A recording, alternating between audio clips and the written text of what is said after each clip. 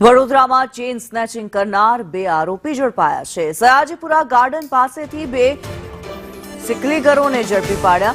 2 મહિનાથી પૂર્વ વિસ્તારમાં તરખાટ મચાવી દીધો હતો। નાઇટ વોકમાં નીકળતી મહિલાઓને ટાર્ગેટ કરતા હતા। આરોપીઓની પૂછપરછમાં 7 ગુનાનો ભેદ ઉકેલાઈ ગયો છે। તારાસિંહ અને દિલદારસિંહને ક્રાઇમ બ્રાન્ચે ઝડપી પાડ્યા। આરોપીઓ પાસેથી 7.27 લાખનો મુદ્દામાલ જપ્ત કરવામાં આવ્યો।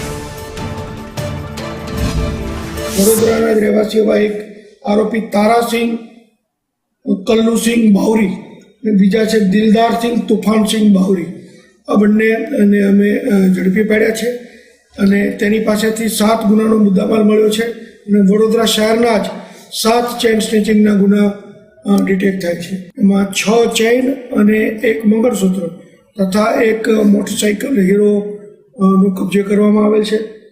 ટોટલ જોઈએ તો 7,27,000નો મુદ્દામાલ કબજે કરવામાં આવેલ છે। આ બે આરોપીઓને પકડવામાં આવેલ છે, તેને આગળ જ્યાં તપાસ થઈ રહી છે એ પોલીસ સ્ટેશનને સોંપવામાં આવશે અને પોલીસ સ્ટેશન લેવલે આગળની વધુ તપાસ કરવામાં આવશે।